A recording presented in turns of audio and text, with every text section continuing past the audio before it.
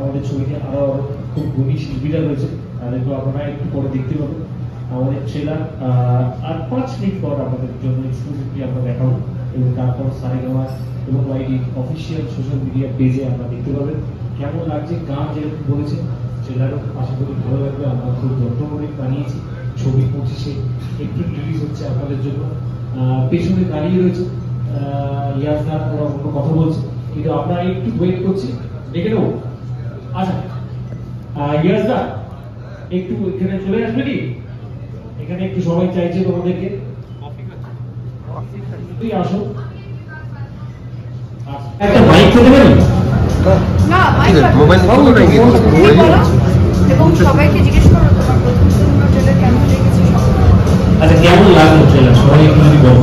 দারুণ দারুণ, আমরা চুপ হয়ে গেছিলাম কিছুক্ষণের জন্য। তো হয়ে গেছিল, থ্যাংক ইউ। এবারে একটু বলো বলেছে কেমন লাগলো, যদি বলো। সেটা আমরা সামনে দাঁড়িয়ে আছি বলে না, কেমন লাগছে দেখতে, মানে জাস্ট ভালো, মানে কিছু জায়গা ভীষণ টাচ, মজার কিছু জায়গা প্রথমটা, তারপরেই একটুখানি শখ আজকে তোমাদের শুট হবে না, বাট থ্যাংক ইউ। আমরা আমার মনে হয় এত পুরনো সম্পর্ক রাখি প্রত্যেকজনের সাথে, এখানে আলাদা করে থ্যাংক ইউ বলে সেই সম্পর্কটাকে ছোট করা উচিত নয়।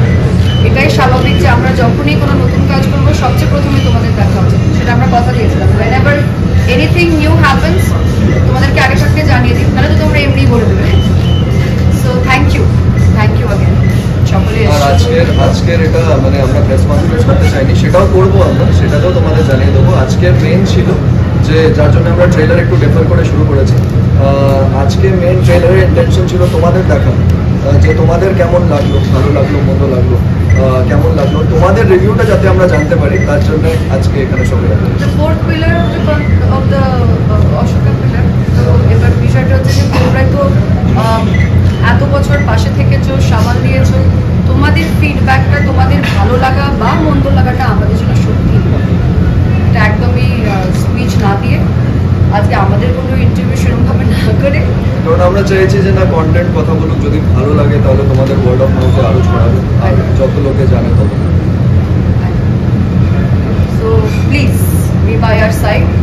আর সত্যি আর সত্যি বায়াসড হতে হবে না, এখানে এসছো বলেই ভালো বলতে হবে, সেটা না খারাপ লেগেছে সেটাও বলো, কোনো প্রবলেম নেই। আমরা শিখছি, আরও চেষ্টা করবো আগামী দিনে আরও ভালো ছবি নিয়ে আসা। বাট এটা একটা পার্সোনাল জায়গা থেকে এই গল্পটা আমরা শুরু করেছিলাম দুজনে। এই ছবিটাই মাদের নিয়ে, আমরা শুধু এখানে হয়তো দেখে মা মনে হচ্ছে, ছবিটা দেখলে জানতে পারবেন না বাবারও ভূমিকা আছে। এটা কিন্তু পেরেন্টসদের নিয়েই, যেখানে কিন্তু এই ছবিটার মহারাজ শুরু হয়েছিল নুসরাতের মায়ের, সে আমার খুব ভালো বন্ধু, তার হাতে ক্লাবস্টিক ধরিয়ে, তো বড়দের আশীর্বাদ নিয়ে শুরু করেছি। আর এটাতে আমরা চাইছি যে নতুন জুটি যাতে হোক, যেখানে মেয়েরা নিজের বাবার সাথে বা মারা নিজের ছেলের সাথে হাত ধরে জুটি বেঁধে যাতে সিনেমাটা গিয়ে থাকে। আর আমাদের এক্সট্রা কিছু